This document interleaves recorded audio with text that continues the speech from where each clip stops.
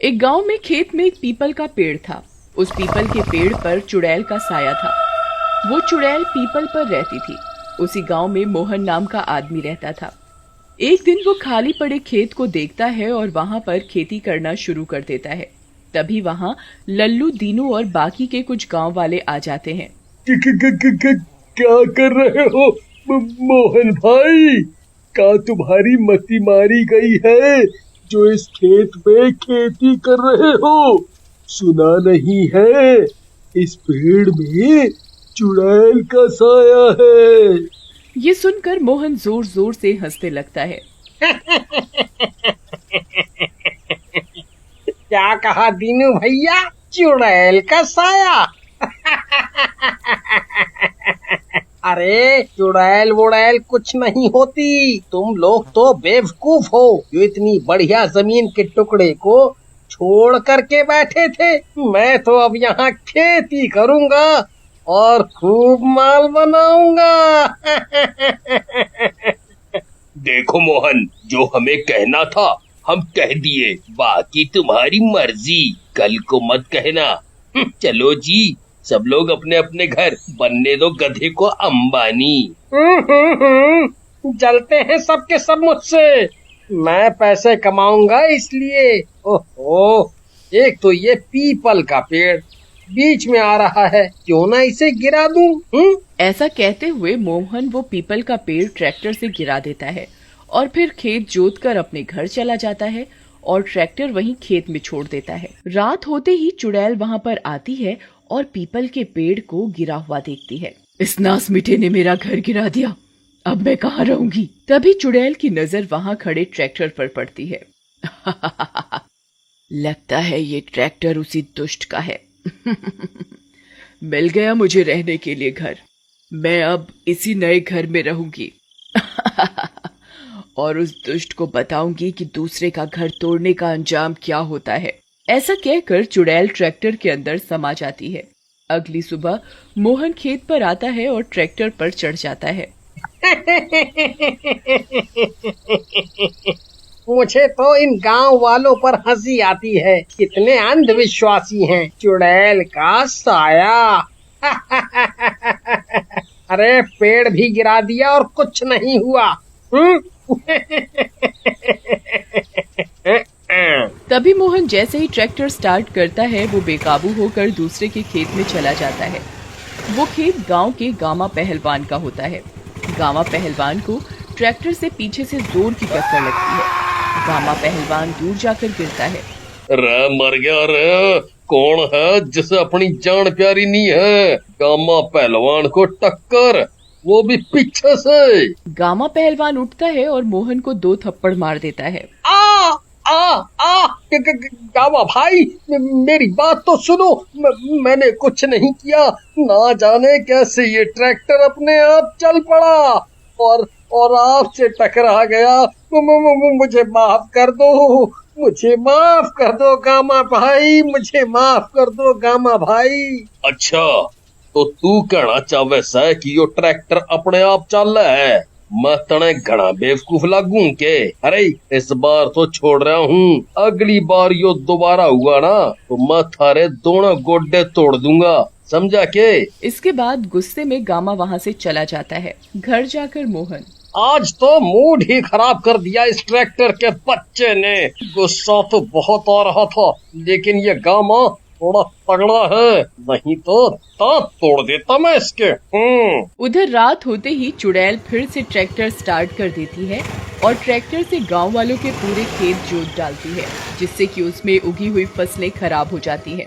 अगली सुबह सारे गांव वाले गुस्से में मोहन के घर पहुंचते हैं और उसका दरवाजा खटखटाते हैं। मोहन बाहर आओ, हम सबकी फसल खराब करके आराम से घर में सो रहे हो, बाहर निकलो। क्या हुआ लल्लू भैया?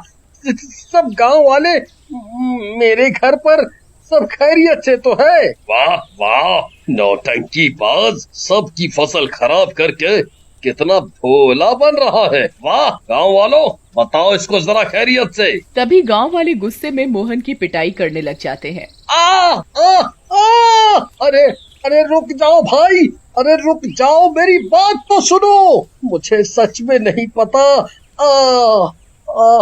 मुझे सच में नहीं पता क्या हुआ। अरे नास मिटो, क्यों मार रहे हो मुझे?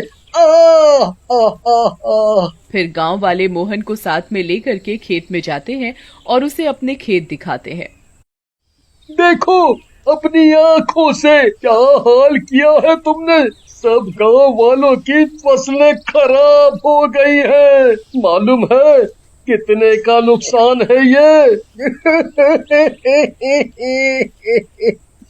दीनू भैया, मुझे सच में नहीं पता कि ये कैसे हुआ। किसी और की शरारत लगती है ये, क्योंकि मैं तो रात में ट्रैक्टर को खड़ा करके घर चला गया था। तभी मोहन की बीवी चमेली और उसके 2 बच्चे पिंकी और रोहन भी वहां आ जाते हैं। हाँ दीनू भैया, ये सही कह रहे हैं। ये रात में हम लोगों के पास आ गए थे और फिर पूरी रात घर पर ही थे। आप सब लोग मेरी बात पर विश्वास करो। आप कह रही हो तो भाभी हम आपकी बात मान लेते हैं, नहीं तो मार मार कर इसका जूस निकाल देते हम लोग। चलो सब लोग अब यहाँ से चलो। ओए, हाय मम्मी, ये क्या हो रहा है?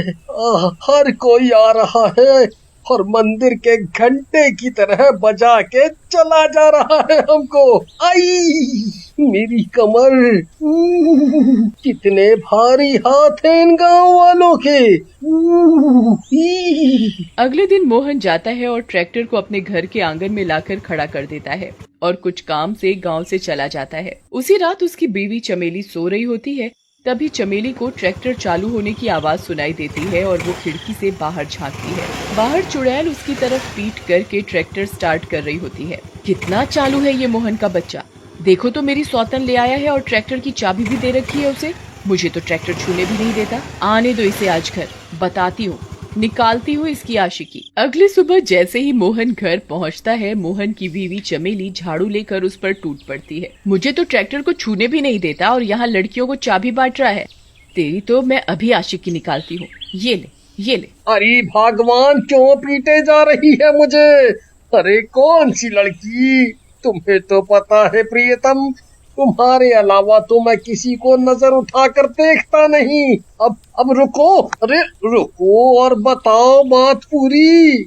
फिर चमेली मोहन को रात की सारी बात बताती है। अरे मुझे तो कुछ गड़बड़ लगती है। आज रात को देखते हैं। मैं ऐसा करता हूँ, तीनू और लल्लू भैया को भी रात को बुला लेता हूँ। मैंने कुछ नहीं किया, मैं सच कहता हूँ मेरी करीना कपूर, कुछ नहीं किया। फिर योजना अनुसार लल्लू, दीनू, मोहन और चमेली ट्रैक्टर के पास छिपकर बैठ जाते हैं। रात होते ही चुड़ैल ट्रैक्टर से बाहर निकलती है। क्या मजा आ रहा है इस मोहन के बच्चे को पिटवा पिटवा कर। मेरा घर तोड़ा था, इसको तो मैं कहीं का नहीं छोड़ूंगी। पहले थोड़ी और हजामत हो जाए इसकी, फिर इसको मारूंगी। पूरे गांव को। चुड़ैल को देखकर चारों बहुत डर जाते हैं। देखा, कहा था ना कि ज्यादा लालची मत बनो और पेड़ को मत गिराओ। अब फंसा दिए ना सब गांव वालों को। लल्लू भैया, मैं तुम्हारे पैर पड़ता हूँ, मुझे बचा लो इस बार, बस इस बार। आगे से कभी लालच नहीं करूँगा। बचा लो लल्लू भैया, बचा लो। उनकी ये खुसुर फुसुर चुड़ैल सुन लेती है और उनके सामने आ जाती है। तुम लोग यहाँ छिपे बैठे हो? हाँ चलो, अच्छा है, आज से ही मेरा शिकार शुरू हो जाएगा। सब गांव वालों को मारकर सबके घर पर कब्जा करूंगी और फिर मैं मजे से रहूंगी। मुझे बेघर कर दिया था ना। फिर चुड़ैल मोहन को गर्दन से पकड़कर उठा लेती है, लेकिन तभी सरपंच और गांव के पुजारी वहां आ जाते हैं। सरपंच जी, मुझे बचाइए, ये चुड़ैल मेरी जान ले लेगी। बचाओ, बचाओ मुझे। तुम डरो मत मोहन, मुझे तुम्हारे साथ हुई घटनाओं से पहले ही अंदेशा हो गया था कि ये उसी पीपल वाली चुड़ैल का काम है। इसीलिए मैं गांव वाले पुजारी जी को साथ लाया हूँ। कौन ये पुजारी? ये बचाएगा तुम्हें मुझसे? ये फटीचर, तुम लोगों ने मेरा घर तोड़ा है, अब तुम सबको मारकर सबके घरों पर मैं कब्जा करूंगी। पहले तो मैं सोच रहा था कि तुझे कोई नया पेड़ रहने के लिए दे दूंगा, लेकिन तू तो बहुत ही घमंडी और खतरनाक चुड़ैल है। तुझे तो इस दुनिया से दूर भेजना ही पड़ेगा। ऐसा कहकर पुजारी जी अपने पास से भभूत निकालते हैं और चुड़ैल पर डाल देते हैं। भभूत की चुड़ैल के ऊपर गिरते ही चारों तरफ धुआं ही धुआं हो जाता है और जैसे ही धुआं हटता है चुड़ैल गायब हो जाती है।